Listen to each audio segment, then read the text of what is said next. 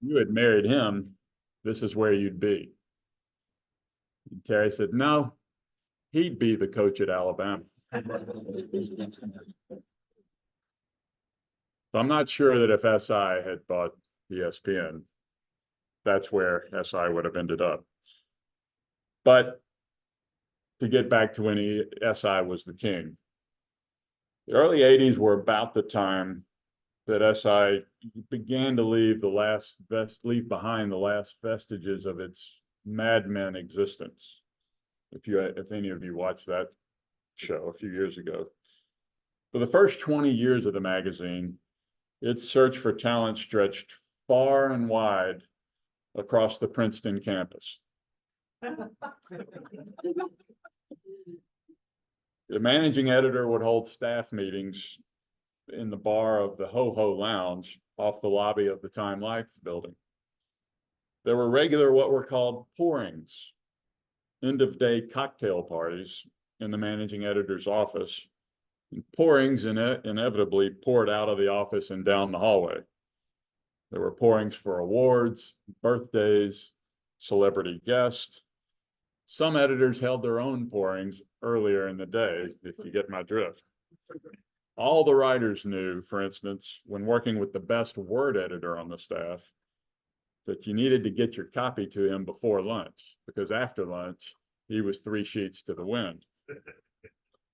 And then every winter, the week that the swimsuit issue hit the stands, the top 2 or 3 models would come into the SI offices on the 20th floor of the Time Life building, and there would be a pouring where they would sign posters for all of us.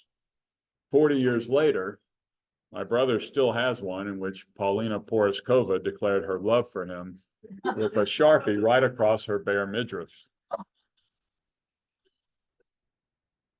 Iooss, by the way, shot the swimsuit issue for many years. And in 2010, he published a book of his best images entitled, Yes, Heaven.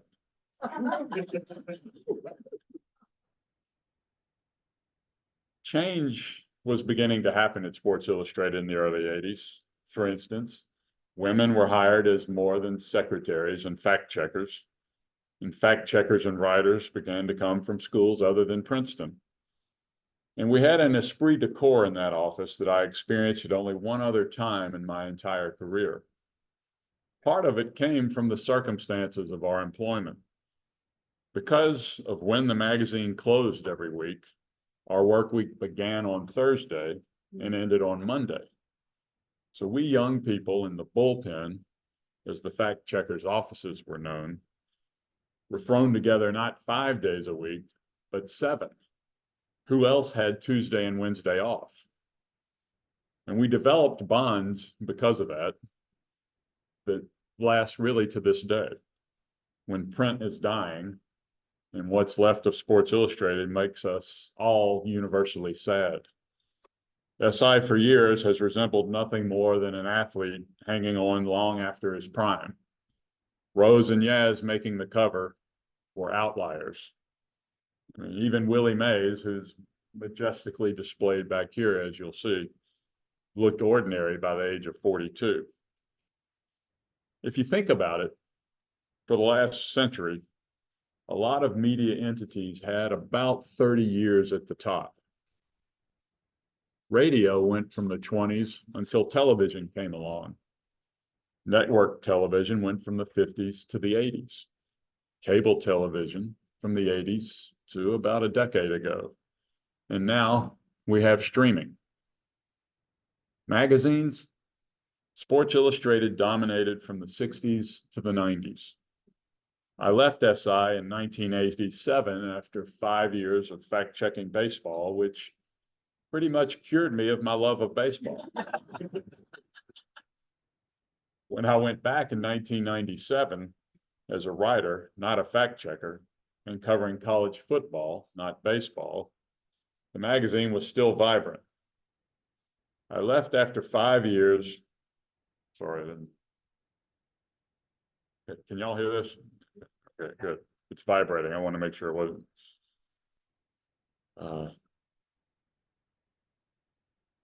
When I went back in 1997, the magazine was still vibrant, and I left again after 5 years, this time to try out the internet. ESPN.com contacted me in 2002 to say they were going to hire one college football writer. It never occurred to me to try out the internet because it was going to strangle print. But that's what happened. My decision, as it turned out, allowed me to work comfortably for another 20 years. And by the way, when I did leave ESPN 3 years ago, ESPN had downsized to about 18 college football writers. So I guess my point is media will continue to evolve.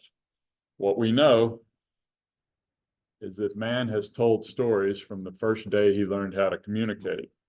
It's just the method of delivery that changes. Stone tablets are out. Cuneiform is out. The printed page is dying unless it's a book. I try to explain to my young adult daughters that the reason I still like to read a newspaper is that I understand the geography of the page. Where the editor places a story tells me its importance. And the look on their faces is the look you get the first time you ask a puppy to sit. It's just no comprehension. The art of photography in all this, its role, the art of photography is only 200 years old.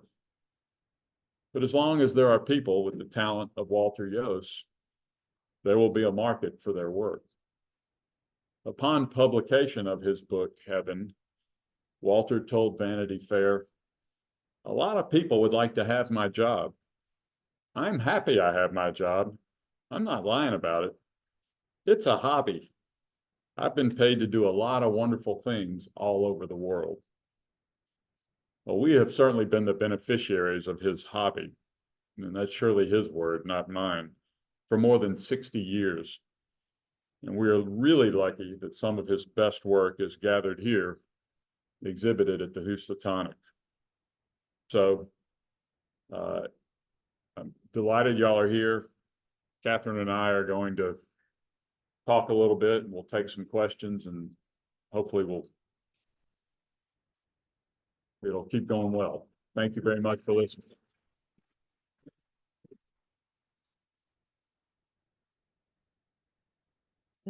Move our Zoom friends, and then we should take the microphone too, so just try to speak into the mic.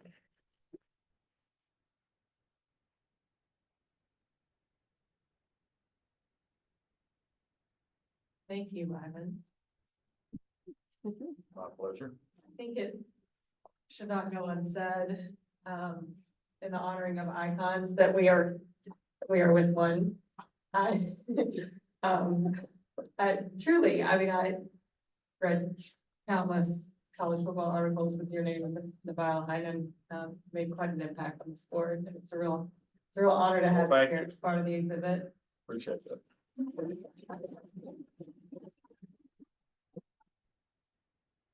Ivan and I just met today, but have learned that we have something very close to home in common. We're both from Alabama, so if you hear our accents sounding somewhat similar, that would be the reason. That's why this the program is going to last till 1:30, because it's going to take us a while to say what we need to say.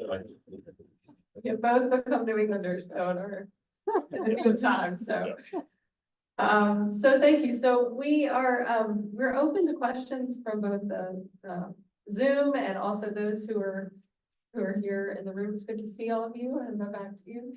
Would anyone like to get us started? I have a question for Ivan, or a question for me, I suppose, but yes.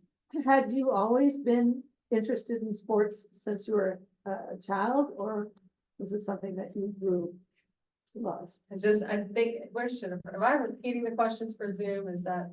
Yeah, so the question was, did you always love sports as a child, or did you grow into loving as an adult?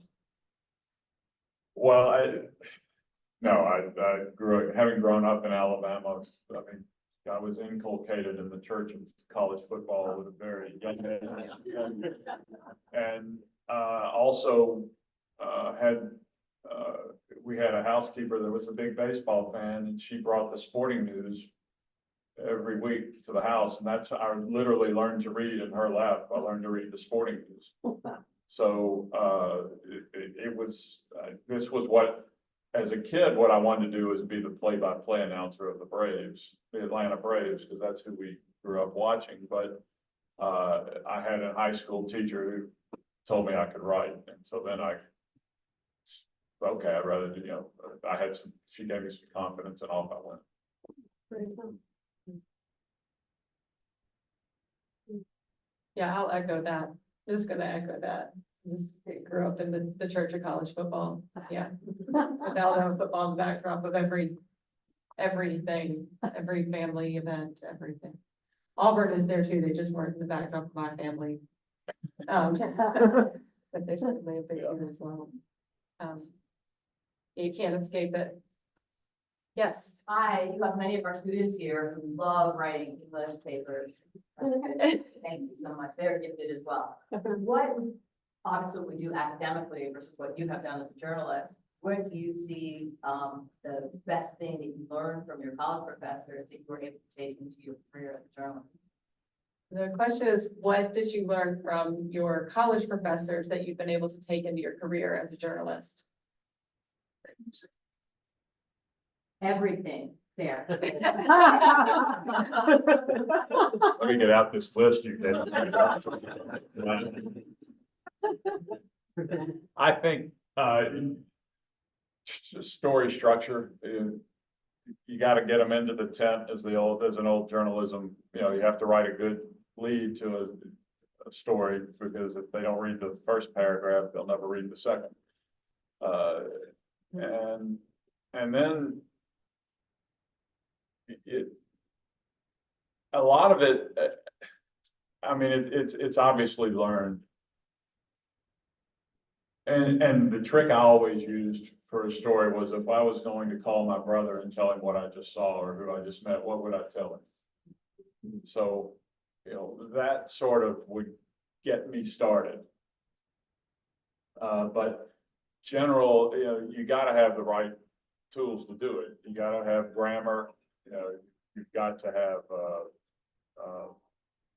a sense of story structure, and if you can't do that, it doesn't matter how good the story is. If you can't communicate it well and clearly, then nobody's going to understand it. I'll pay you later. Excellent.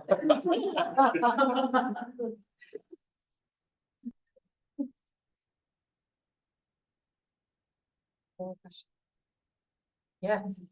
As a kid, I remember, grabbing that magazine every week and being wowed by the pictures first, flipping through the magazine, looking at the pictures, but also invariably one of my first pieces to read would be the ending opinion piece at the end. And I'm wondering, how did the writers as I manage, or what was the agenda, so to speak, or whether there was an agenda in the making or telling of the American experience through the magazine? So the comment was about being drawn into the images, but then really loving the opinion piece in the writing, particularly the opinion piece at the back of the magazine, and wondering about the agenda of the editors at Sports Illustrated. It's interesting how the Sports Illustrated evolved to that point where they had a back page column, which was called The Point After. The genesis, or I'm not sure what the right word is, but the legacy of Time magazine, which was the first, was there were no bylines. There was only one institutional voice. That was its time.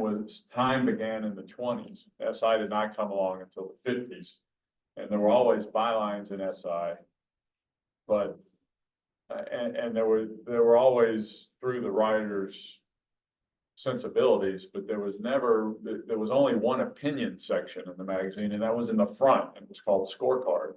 And those were not signed. There was somebody who wrote them, he was an editor, but those were not signed op-ed pieces. So the evolution of making the writers the stars and showcasing these guys and men and women on the back page was really not until the 80s or 90s, late 80s, early 90s. And it was a big hit, obviously. And not all of them were hard hitting. A lot of them were humorous. And you can be both. In a lot of cases, they were both humorous and hard hitting. And I think it was sort of just an evolution of the magazine and of celebrity journalism. I don't know that was necessarily to the benefit of the magazine at the end. But it was a powerful vehicle in its day. There was a writer named Rick Riley and another writer named Steve Rushin, both of whom really made that their soapbox. And they were both very clever and very funny and not afraid to take a stand. But the original supposition of your question that you looked at the photography first, that was the real power of Sports Illustrated, was the photos. And later editors, especially in the mid 80s forward, made the photos bigger and more prominent. So I'm not sure if I answered your question, but that's sort of the general overview. I have two questions. I'm just going to start off with one though. When you first went to ESPN.com, was it a tough transition between going from print to digital at first, and how did you adjust to it? The question is, when you first went to ESPN.com, was it a tough transition from print to digital, and how do you navigate that transition? That's a perceptive question. It was different for two reasons. I had been taught in journalism to keep myself out of the story. Unless you were a columnist in a newspaper, you just reported what you saw. You didn't put yourself in the story.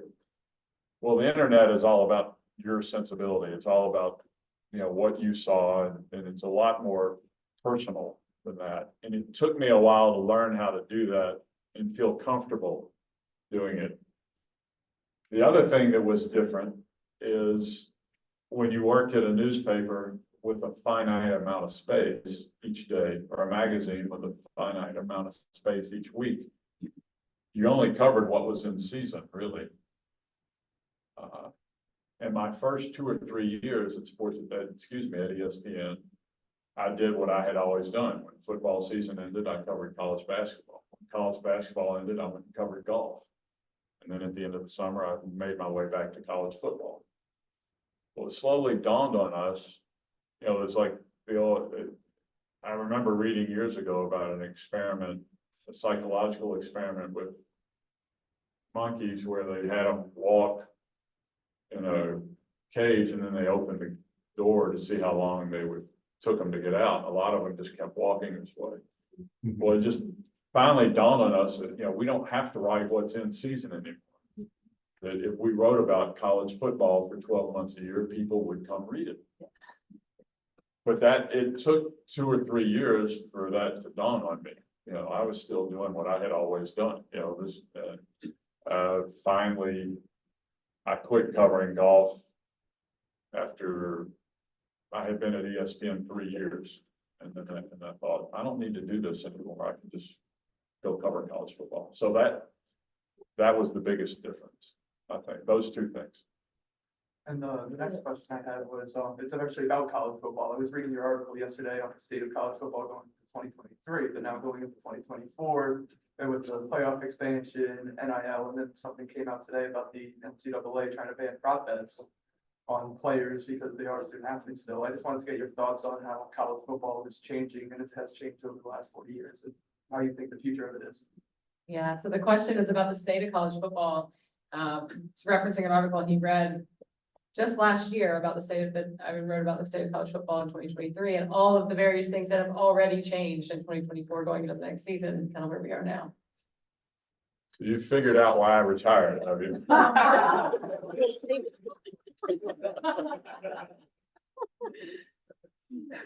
You know, I'll leave the answer one way, this way.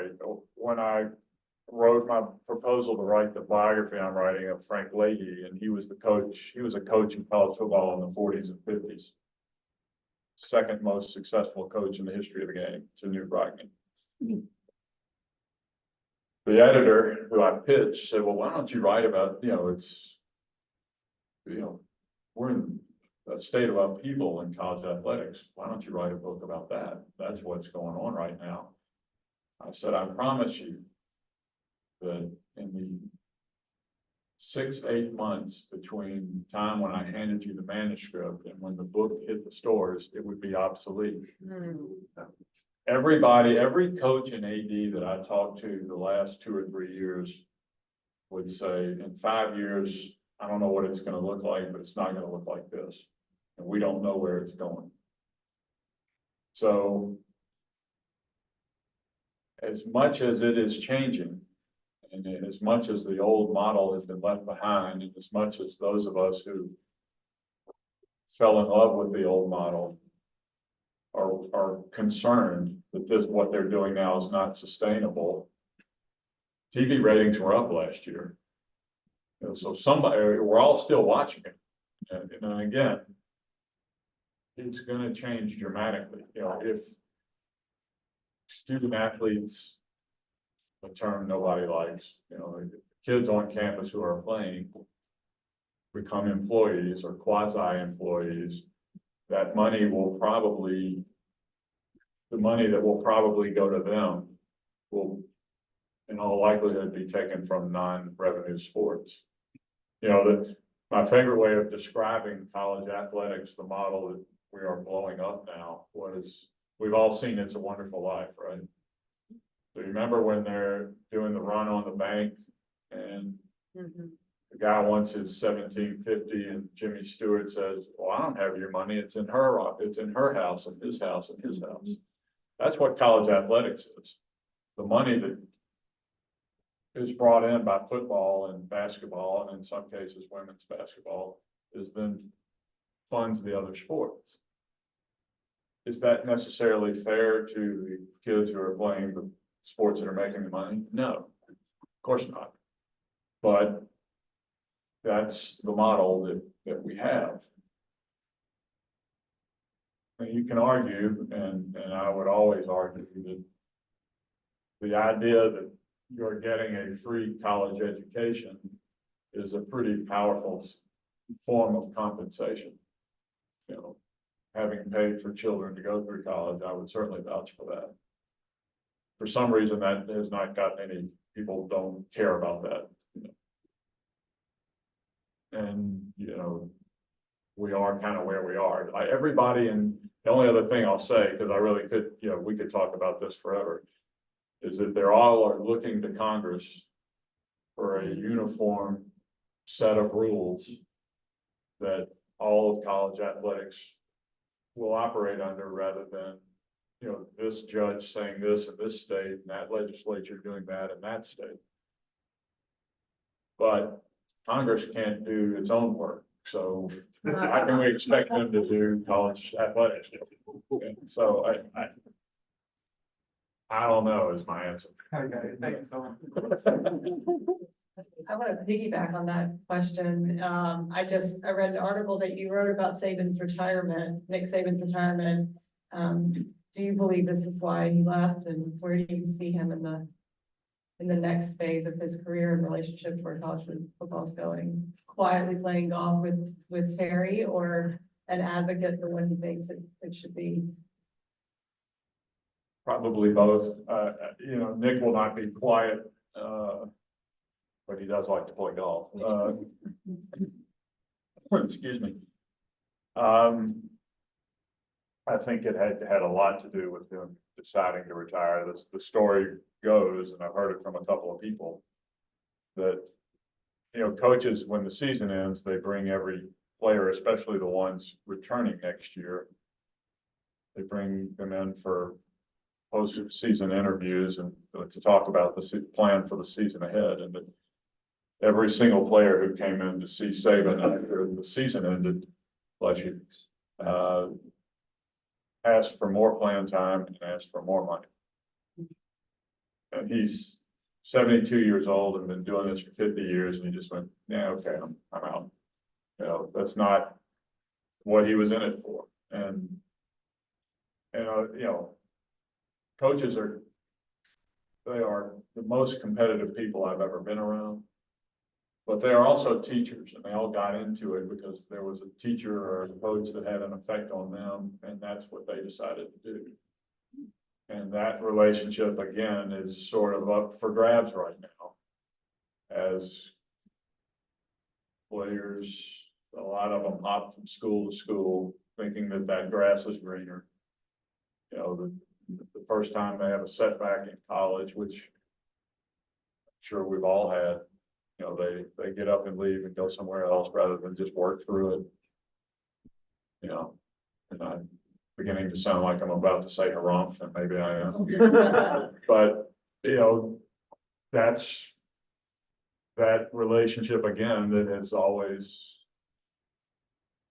defined the coach-athlete relationship on campus. Is changing, and we're not really sure where, what form. And I don't think he didn't want to stick around for that.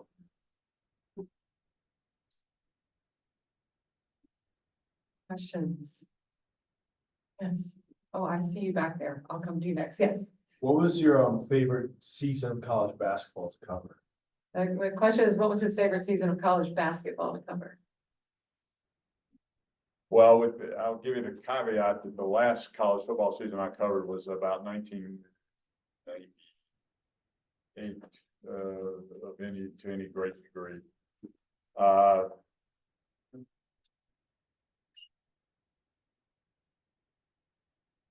The first one I covered in earnest was 1987-88, which was the 50th anniversary of the Final Four. And I just remember all the hoopla of that. Kansas beat Oklahoma in the final. It's like the third or fourth time they played that year. Danny and Danny and the Dreamers or whatever it was. Yeah, Danny Manning, very good. You know, and I'm old enough that I remember when Duke was this cute little underdog. And they had this young coach from Army who had just come to West Point, and they surprised everybody. So I always had it in my head that, you know, that Duke was this sort of gutty underdog, and I'm the last guy in America that felt that way. But I still kind of always liked Duke, and to watch the rise of Duke and Krzyzewski through the late 80s and early 90s was really fun. So probably somewhere in there. Yeah. Okay, and then another question. Who's now here? Great. How did you feel about the transition from black and white to color photography? The question was, how did you feel about the transition from black and white to color photography at Sports Illustrated? Well, it was at the time, it was magical. I mean, you know, when you would see, you get a lot more excited about the photos in color. Now, we all know that black and white is still effective and can be incredible. And I'm still, you know, black and white film. I mean, you know, did everybody see Oppenheimer yet? Yeah. You know, the way it went back and forth, I mean, it was just really cool. And it was sort of a showcase for what the form can still do and that it's still relevant. But color photography, especially when it became every day, was special. You know, I mean, I'm even old enough to remember when color television was really special. I had a question for you about the relationship between the photographer and the writer while you were at Sports Illustrated. I would say maybe specifically and maybe how that played out at ESPN, but because Sports Illustrated is so known for its photography and was thinking about that a lot as we were working on the exhibit.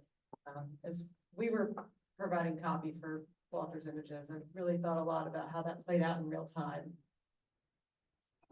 Well, it's a great question, and Steve, the piece he did about the, for the Hall of Fame last year about the baseball photography at SI captured it really well.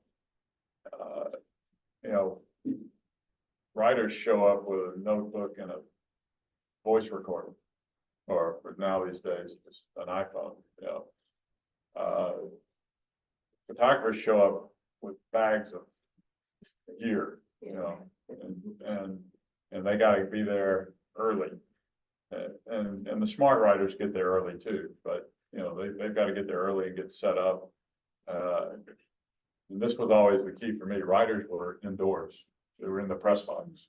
You know, if it's a 20-degree football game, photographers are out there in 20-degree weather trying to, you know, make their fingers work. So all of which is to set up to say that we were always in awe of what they did. They were just their ability to know where to be and know when to be there in terms of news photography was incredible. And then the ideas they would have to do shots, you know, I mean, just look around. I mean, that's you know, the Yogi Berra, that's an iconic image from behind of Yogi Berra right there. Yogi didn't want to cooperate with Walter, so he would, you know, he wouldn't pose. So he got behind him and made magic. I mean, you know, just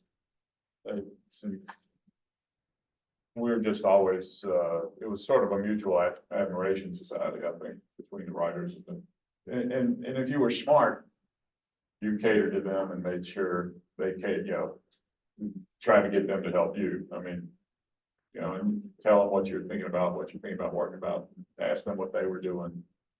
And, you know. Would you write to the image?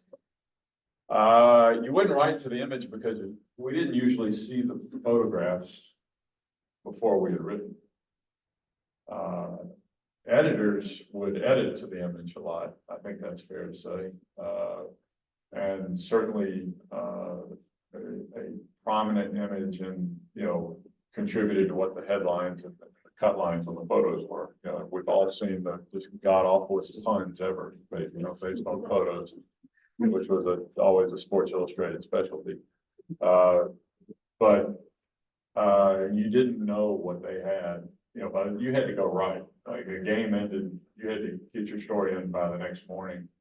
You know, they were sending their film off. You didn't know what they had, or in this case, I guess maybe now they could just shoot you a couple of shots, but you know, it didn't work that way for me. The cover story title of that image was Yogi's back. To your point. Yeah. To your funny Say point. no more. Yes, Jennifer. Just one more question. Yeah. Oh, we can take just one more. We can take just one more. Yes. You sort of touched on this a little bit, but sports and photography and writing sort of have a similar aspect when it comes to teamwork.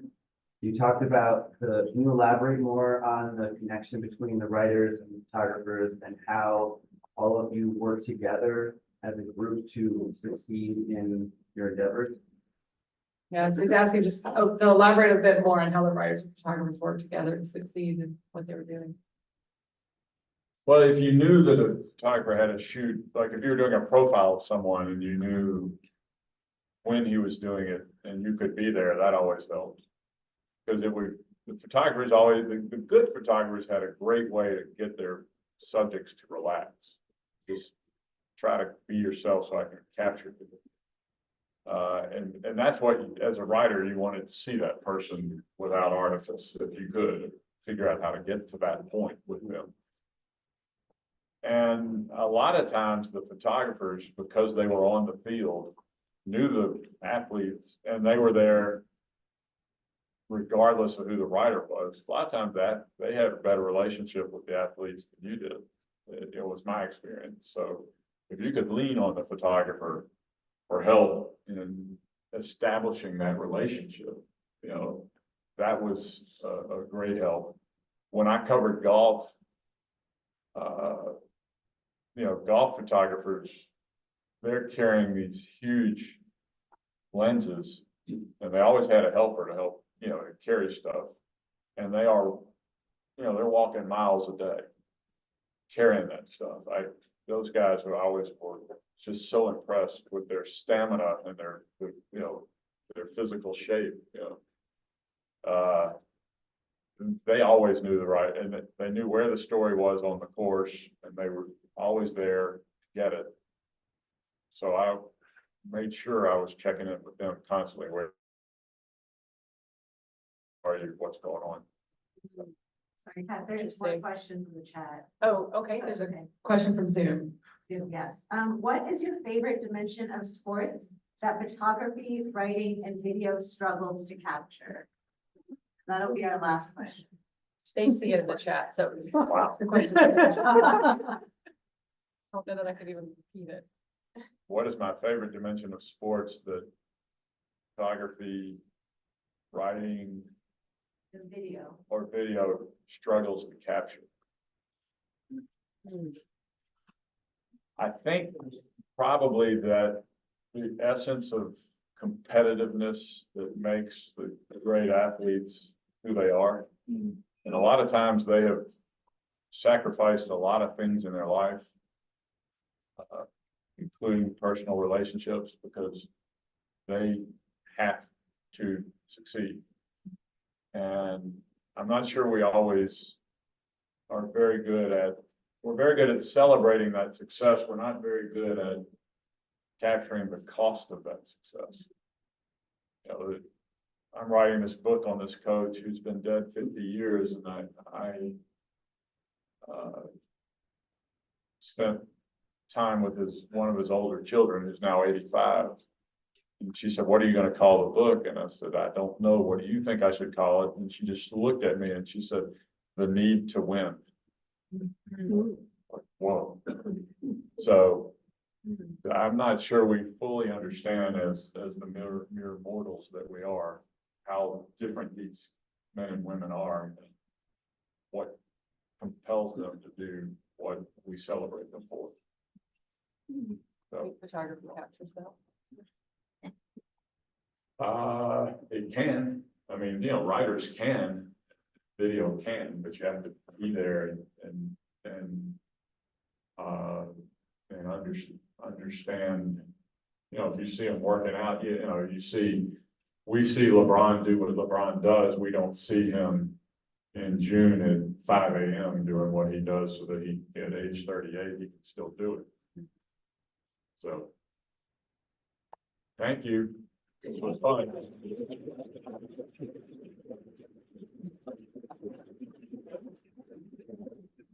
Thank you.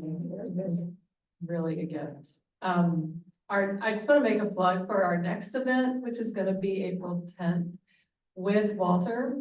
There'll be a Zoom event and in person. You can Live stream.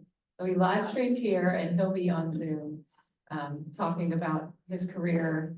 And I just, as a small preview to your point about the photographer's ability to know where to be and what to do, and Walter's amazing instincts. We'll see if I can get him to tell the story about the catch. I'm sure he will, but if we ask him, but the way he tells it is so breathtaking, because he talks about the like millisecond instinct that he had, and he wasn't even photographing the 49ers that day, he was photographing the Cowboys.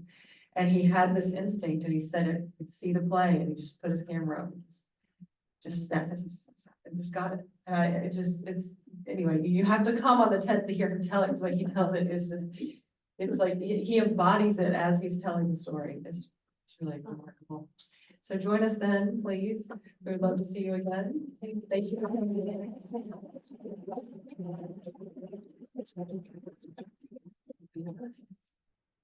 enjoy.